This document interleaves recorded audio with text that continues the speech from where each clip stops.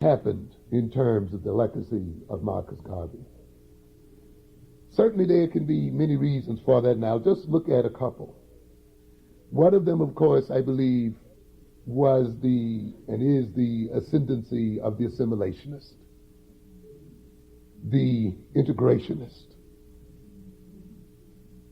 Those leaders who came and tried to project an unreal hope that we could advance the interests of our people by identifying with the destinies of our enemies.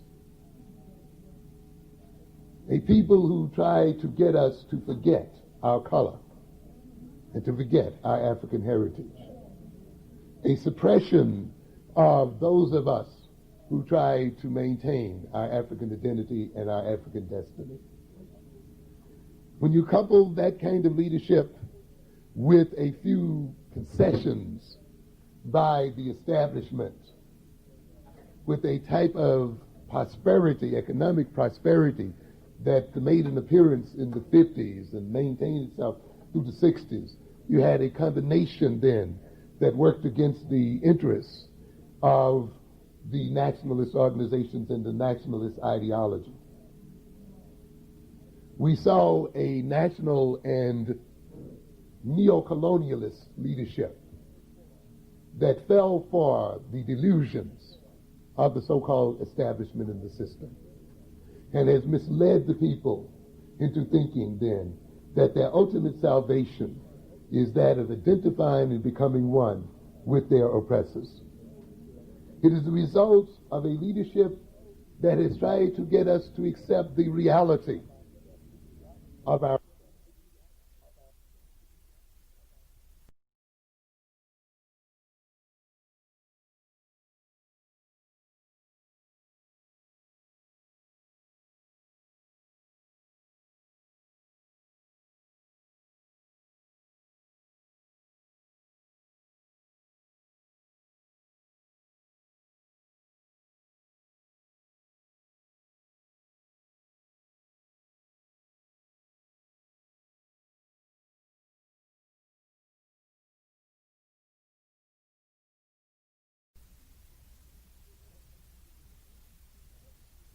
The thing I have to deal with daily in my classrooms is the amount of lying that must take place in the name of education.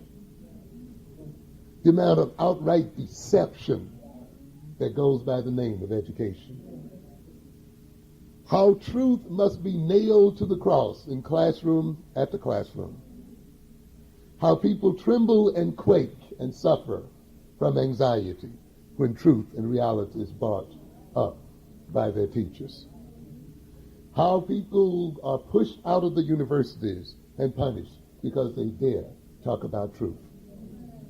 How people think that they should go to school only to be made comfortable.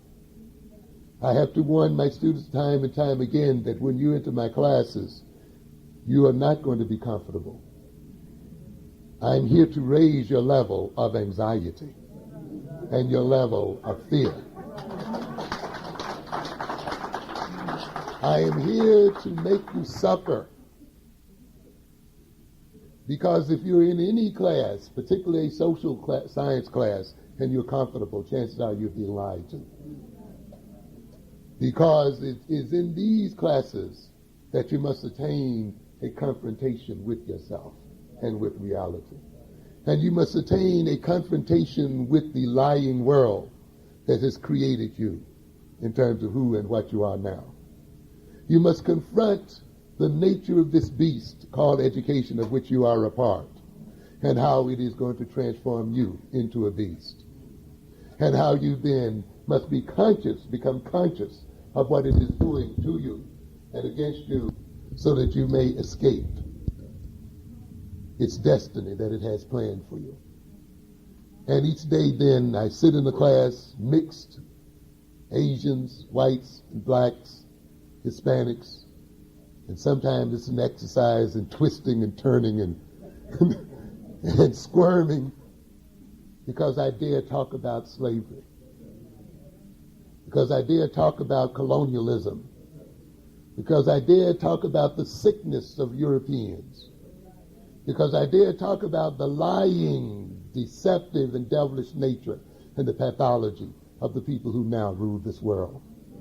And because I dare talk about the irony of where two white men sit down and determine the destiny of a world that's over 90% colored.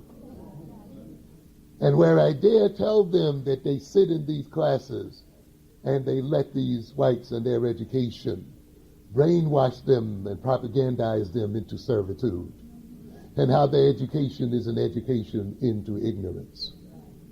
But if we are to rescue our children and our students and our people, then these unpleasant issues must be dealt with forthrightly. When we deal with then an assimilationist leadership that sees the solution to our problem as getting our children more soundly educated in these lies, then you are going to see a decline and destruction of African people, who thinks that their salvation is one of being educated by the very people who've destroyed them in the first place. You have a paradox there. Why is it that the arbiter of truth, the validator of truth, are the very people who've lied to us most? You know, I often have to remind my students and my audiences that if I say something, you have a hard time believing it, and it's strange. A white man comes in saying you believe it right away. You have to be conditioned to accept accept truth and see truth as coming out the mouth of these liars. But that is a part of the thing that I will be talking about here in my next series of lectures. How is it that you make a people backwards, such that the first people they believe are the people who've lied to them most? That the first validators of truth are the people who have manipulated their very lives through lies and deception. I've indicated time and time again how you cannot have this 10% of the world's population ruling over the other 90% unless that 10% keeps the 90% out of its mind. It can only achieve its dominance over the other 90% through deception. The very essence of the identity of Satan, the devil, is that he is a deceiver. The very source of his power, the very foundation of his bringing mankind down and destroying of mankind was through the lie and through deception. And we must recognize then that the white man's rule depends upon ongoing deception and lies. And ultimately then we cannot see him as the foundation and the basis of truth. And ultimately then we cannot let him be the educator of our children.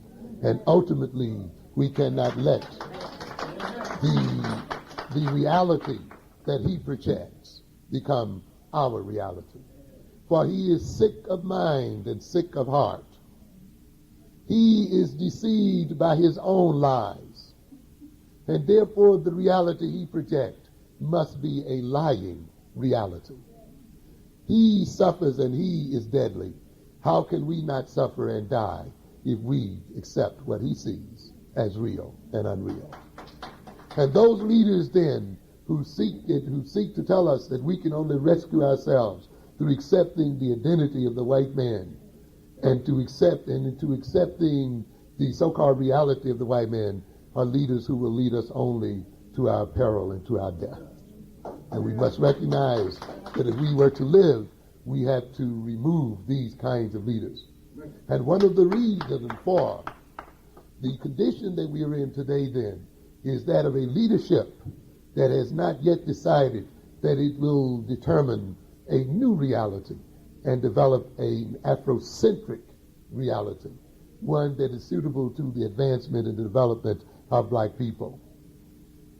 We have a leadership that has thrown away and rejected self-knowing to a knowing of the enemy. We have people who have a pride in the fact that they know more about the enemy, about the history of their enemies, than they know about themselves, who have a pride in getting degrees in the history of their enemies and knowing nothing about who and what they are as a people. We have a leadership then that made us think that knowledge of self was not important, that knowledge only of our oppressors was the only important knowledge, and that knowledge of who and what he was and about is the only knowledge of importance. And therefore, the more knowledge and the more education these leaders gained in the Eurocentric sense, and the more knowledge and education they gained in terms of the knowledge of the oppressor, the more ignorant they became of themselves. And a people who are ignorant of themselves are a people, too, who are headed for disaster.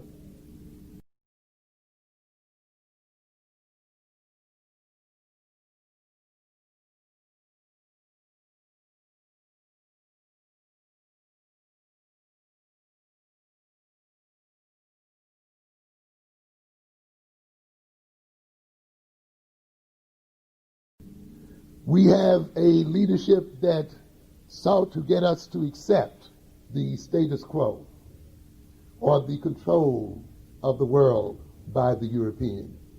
You hear some of us saying, well, it's the white man's world, so we may as well learn how to, live in it or get along with it.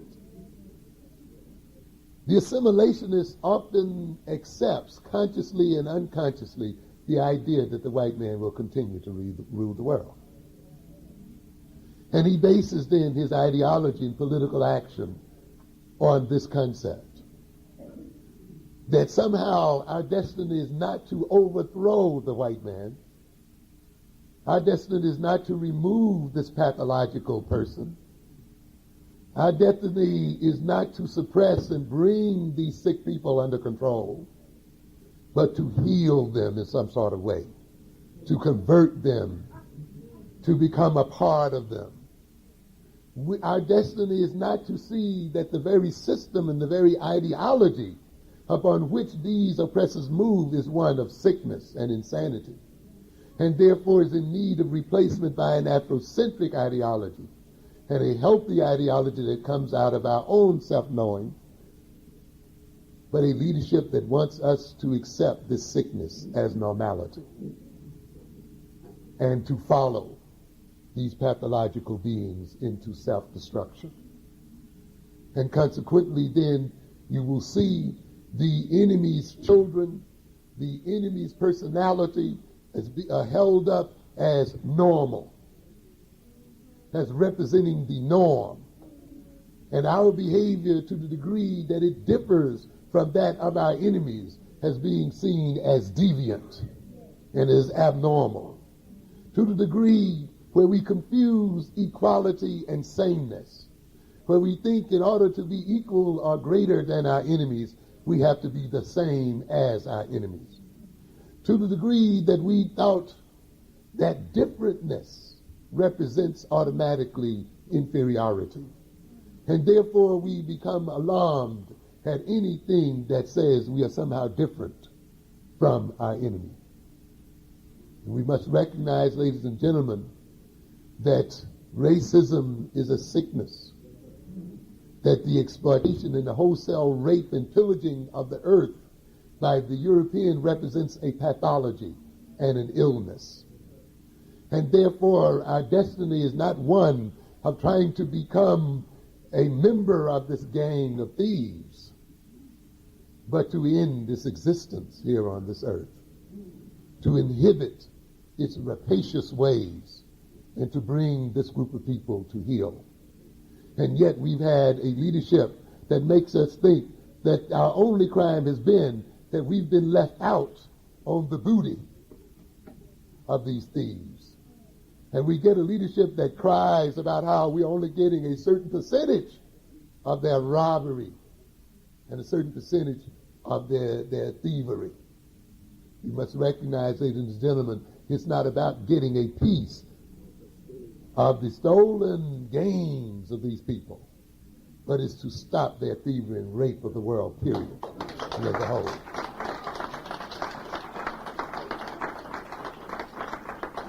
So it is not about being left out of the mainstream, ladies and gentlemen. It is about bringing into being a new world order. We had a leadership, as I implied in our first statement, and I'm still talking about how we moved away from this Garveyism, that in its ascendance could not love itself except that it was loved by whites. To a good extent, the assimilationist ideology was one as represented in their Supreme Court struggles that said that black children could not love themselves until they were loved by white children. That the self-hatred that was found in black people was a result of the fact that their masters did not love them. That the lack of self-respect was a result that we were not respected by our oppressors. And therefore, we put our children into school with them very early in life, that they might then get a chance to see that we are really human, that we were just like they, and that then they could come and accept us as they accept themselves. And if they come to accept us as they accept themselves, then we would come to accept ourselves. A very curious kind of ideology and psychology that lays the basis of self-acceptance on the acceptance of our enemies.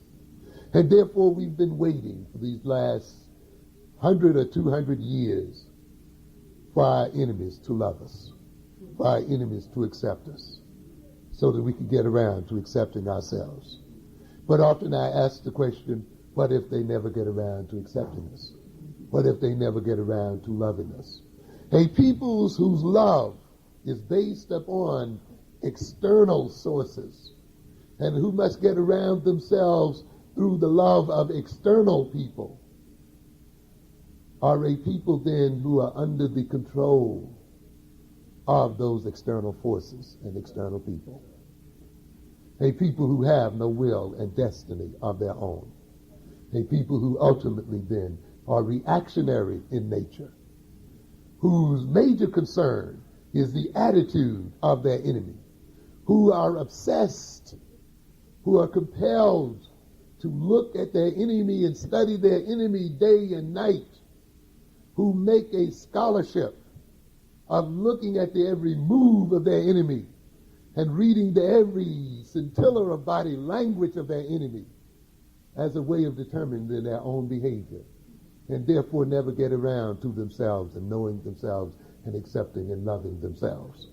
And we've had that kind of leadership. Looking at a minuscule population in the world, a 10% population in the world, as a cue as to how they themselves shall behave.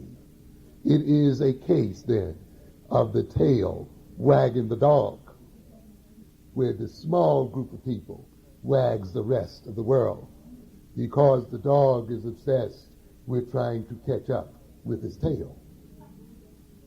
This leadership then has robbed us of the Marcus Garvey legacy. We have a leadership then that has sold us conspicuous consumption as a way of salvaging our egos, that makes us think that we will be equal to the white man when we can drive the same cars and have the same jobs, when we can sleep in the same beds and die in the same neighborhoods. A consumer equality. Not an equality of ownership, not a real equality based on wealth. You got a leadership that talks to us about equality of income. And as I've often pointed out before, there is a difference between income and wealth. We will not be equal to the white man when we have an equal income, ladies and gentlemen. Because you see, you can get an income from a salary, but you can also get an income from the ownership of resources. A man can have $1 million worth of land and get an income of $10,000. And a man can get an income of $10,000 working for someone else. And even though you say they have an equal income, they are not equally wealthy. And so you have a leadership then that has sold us on income equality, but not wealth. That means that that's a leadership that's going to look at income instead of the control of African property.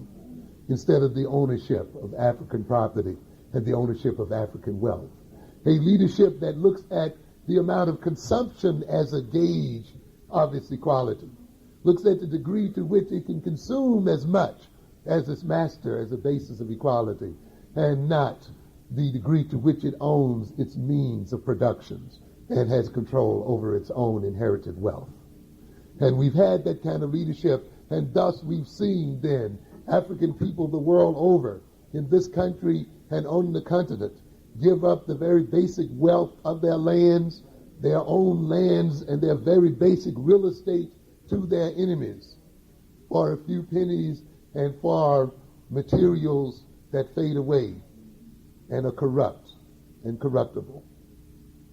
We have a leadership then that is not concerned with developing its own productive capacities, but merely with getting a job and being identified with the productive capacities of others, with literally marrying the enemy and thus trying to achieve the status of the enemy through marriage instead of through strength and power.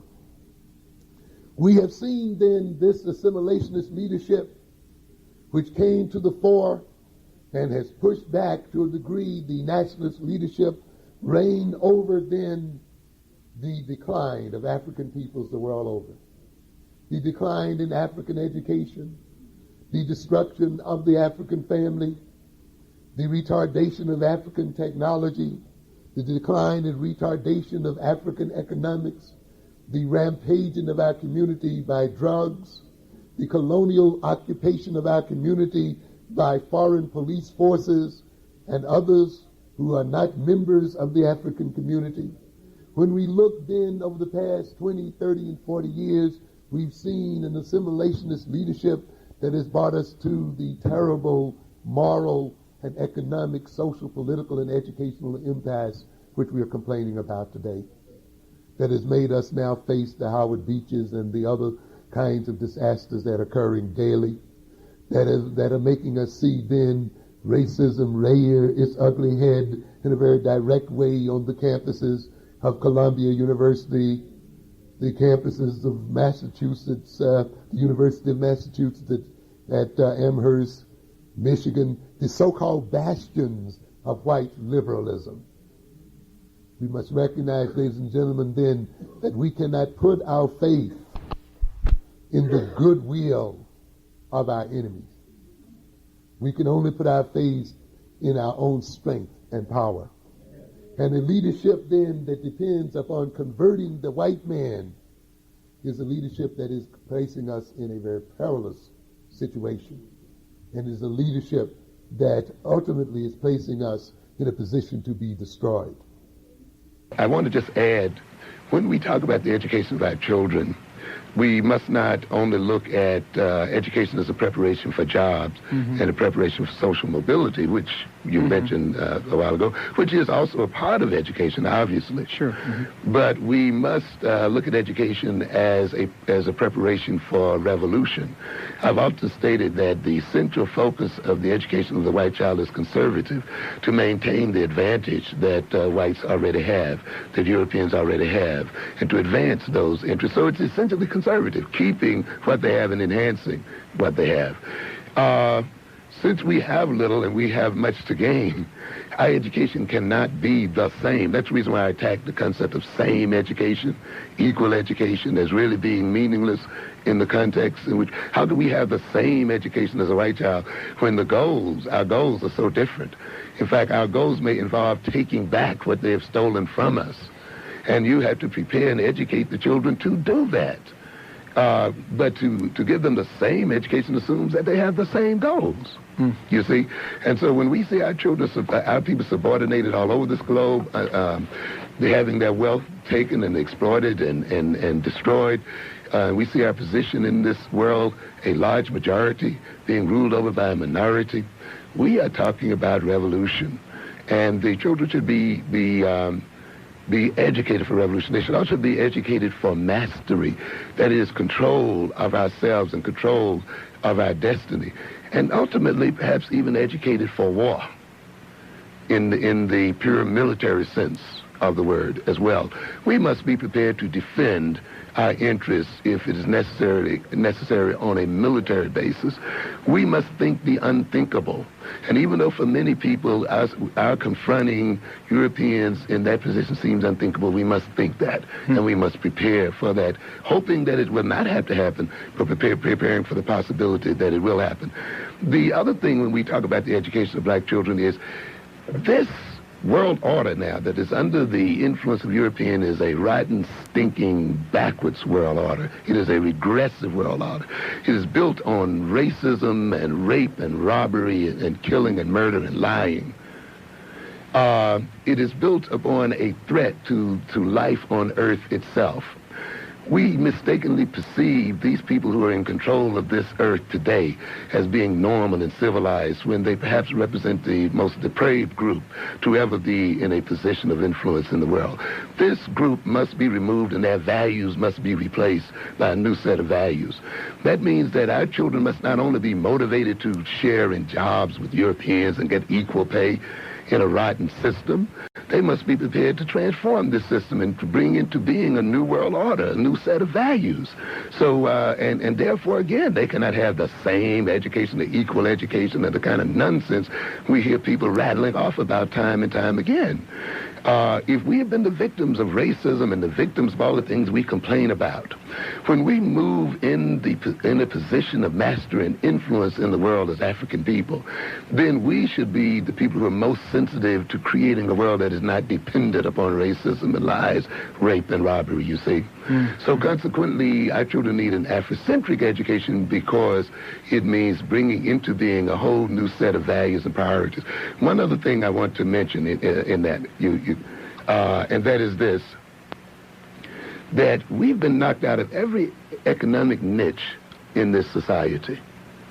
You will see almost every ethnic group in New York City having some kind of niche. One group has got the newsstands, another group has got the vegetable stands, another one has got fish and chips market, the other one got the grocery stores, and the other one has got this, and another one has got that. And you know about the only thing now that's left to black people is the selling of drugs?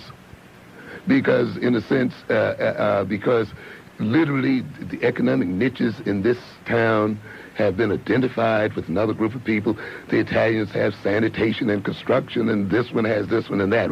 We have to realize that we are going to have to do one or two things in this town. We are going to two things have got to happen in here, and this is one of the reasons why you have dropouts, Gary. The real reason you have dropouts in this city is because it is politically necessary for black people and Hispanic people to drop out. Because let's ask it this way. What would happen if you graduated 95% of black and Hispanic students in New York City? You know one of the things that basically would happen? Given this economy, they wouldn't have any jobs. So it's easier to say they dropped out, they quiturated, or anything else, and therefore they're not working because of this, than to have them graduate, be prepared, and then to tell them they can't work. You see what I'm saying? And so often this dropout is a cover to cover a political situation. Yeah. It's not enough, as I said, to prepare for jobs and social mobility.